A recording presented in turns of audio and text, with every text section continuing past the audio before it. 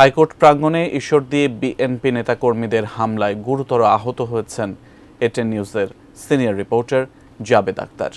বর্তমানে তিনি রাজধানীর একটি বেসরকারি হাসপাতালে চিকিৎসাধীন।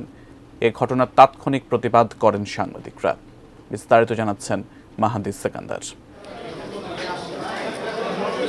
৩ দশক আগে পাবনার ঈশ্বরদী রেল স্টেশনে শেখ হাসিনাকে হত্যা চেষ্টা মামলার রায়কে কেন্দ্র করে হাইকোর্টে আসেন সেখানকার বিএনপির নেতাকর্মীরা।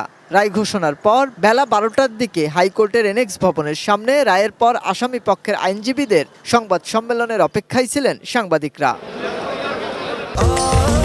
স্বাস্থ্যকর অল টাইম ফ্যামিলি কেক, সব সময় অল টাইম হেলদি লাইফ।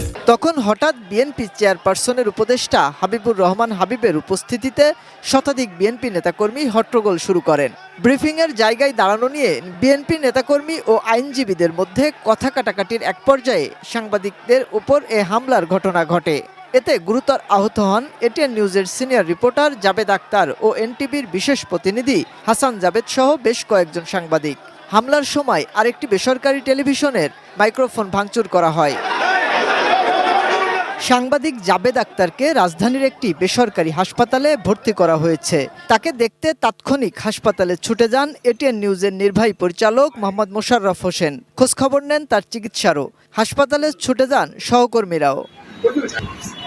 সাংবাদিকদের উপর হামলার প্রতিবাদে তাৎক্ষণিক আসামি পক্ষের ব্রিফিং বর্জনের পাশাপাশি এনেক্স চত্বরে বসে পড়েন সাংবাদিকরা।